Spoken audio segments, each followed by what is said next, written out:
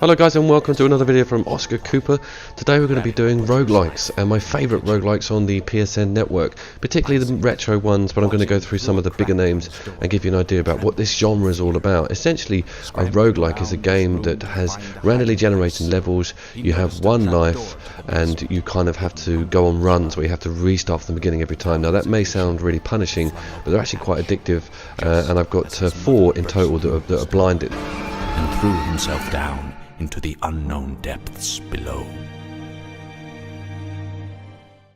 So we're going to start off with a game called Rogue Legacy, which is around $20 and it's about 3 to 4 years old. It's available on Steam as well. As the name suggests, and with most roguelikes they have to have a sort of gimmick because it's quite a saturated market, and with this one, upon death you actually spawn as your offspring. It's really weird, like you get different types of son and daughter superseding the character that died before you. It's quite a cute game. It's got almost like a mobile game look to it, and there's a lot of upgrades. There's a smithy, there's all kinds of little bits of armor that you can key up, etc.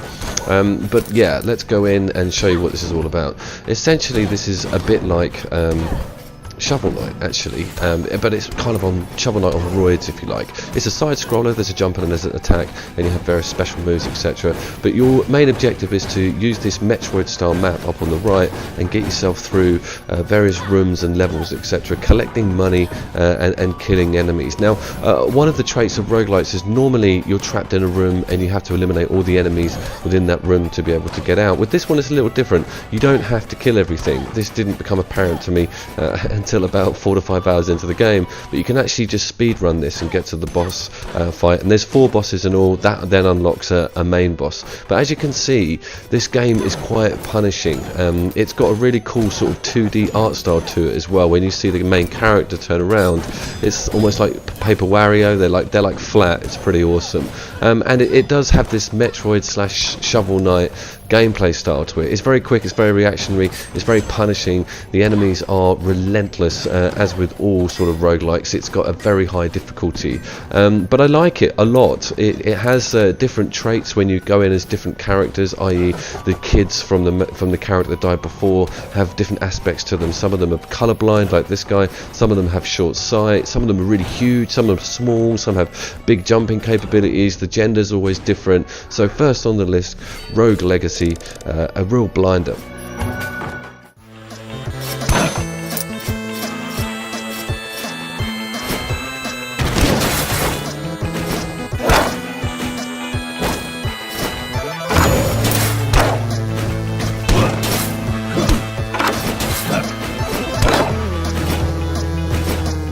So next up we've got the Binding of Isaac Rebirth Edition, which is available on the PlayStation Network currently, and this is on the PS4. This game is the model roguelike in my eyes. It does everything correctly. It's got great random generation on enemy type and map layout. It's got that classic locked in a room, got to kill everything to get out. It's got some really detailed and intricate items and power-ups. One of the things about roguelikes is they don't like to tell you exactly what everything does. There's that whole Dark Souls thing where you have to find it out for yourself, figure out the game, how it works, what certain items do, how they work in conjunction with each other.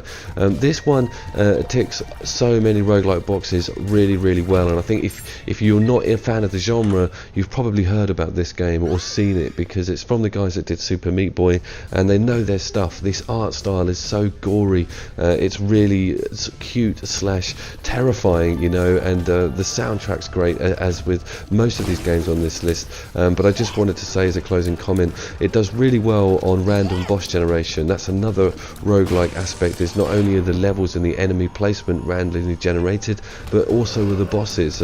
So that's a lot of fun to enjoy. Nothing is ever the same, and doing runs through the Binding of Isaac is just a joy. You know, there's a real change up happening a lot.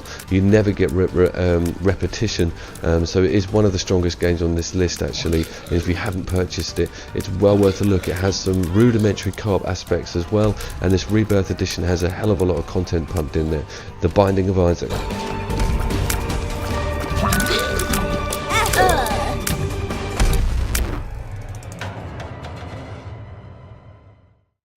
So now it's time for Risk of Rain, and this is the cheapest game on the list actually. I picked it up for like $5 with that cheap weekend that we had just gone. I'm really impressed with this game. I think it's bloody excellent, to be quite honest with you, and I've put these games in kind of a list of how often I'm playing them. So this is like the second from last one, and what it is it's a side scroller. You're this tiny little guy up there, and there's a time meter on the right of the screen there. The longer you're in these maps, and they're very big, and you have to search for the boss room, which is kind of normal for a roguelike, but you can spend quite a while sort of searching for this portal thing, and end up clocking up quite a lot of time. And the longer you're in this map, the harder it gets, the more enemies that spawn in. As with all of the genre, it's got an incredible amount of perks and decent weapons and little adjustments that are made on certain sort of attack elements that you get. It's incredible, to be quite honest with you. It's got a very good soundtrack, as you can hear in the background there. The bosses are of course random spawned. They're huge. They sort of occupy half the map. They're very difficult. The game has co-op and online co-op, and it's got an adorable art style. I love this retro art style. It's got these build moves at the bottom of the screen there that you can see that are working on the shoulder buttons, and there's a bunch of characters to unlock as well. There's quite a lot of time spent on this game. It looks like a low budget indie game, but it's not. It's very, very deep, and you just need to look on the internet at playthroughs to see how popular it is. One of the other things I like is that it kind of documents everything as well. It's got this huge item screen, as you can see here, and there's just massive amounts of stuff to get, and it's all randomly dropped in, and you get combinations of stuff. It's an incredible detailed setup with that, and the character select screen as well, which I haven't got into too much yet, is also looking quite deep. There's also a monster log as well, and there's really nice art styles on them all. And yeah, I just wanted to get this one on the list because I don't think it gets enough attention. Risk of Rain.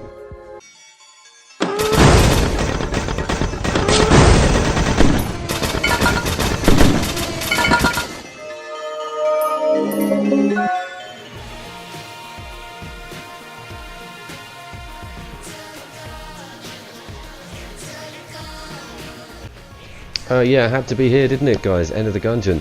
Last on the list, and my most played roguelike currently at the moment. A game I go back and back and back to because it just really does keep giving for me, and there's a few reasons for it.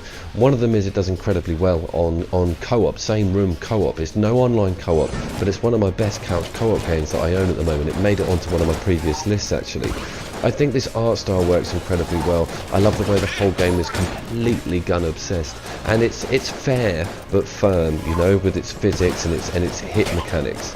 It also has this sort of element of Borderlands to it, with different character selection and a huge amount of items. And just like Risk of Rain, I love the fact that it's all documented. You can see how many guns that you're entitled to if you actually keep playing the game. You can see what you've unlocked. You can see what items are and what they do. You sort of gather them as you work through the game. There's chests, there's keys, there's a shop, there's random generated boss fights. There's also the fact that you're trapped in a room. There's a really cool cover aspect as well. When you're fighting, you can actually flip the tables. This works really, really well. Just the fact that you sometimes walk into a room and think, how the hell am I going to do this? But you always seem to pull through. There's a really good roll mechanic which allows you to be invincible for a short amount of time. But it's just something I find quite endearing is the amount of effort that the developers obviously put into this game. They had something in mind. They wanted to make a roguelike that was going to really contend with some of the best, and this really does. The Binding of Isaac, Risk of Rain and Rogue Legacy, they kind of take a back seat when I'm playing this because it's right up my street. I think it's that hark back to sort of Gauntlet. I think it's the art style. I think it's how funny the bosses are and how well developed all the weapons are when it comes to getting a chest and getting like different weapon types. They're so random. Some of them are just hilarious. I also like the differences in characters and the boss intros as well. So end of the Gungeon. That's the end of the list, guys. As always, I will see you all down there. Give me some questions on these games, and yeah, again, I've just hit 500 subs. Thank you all so much.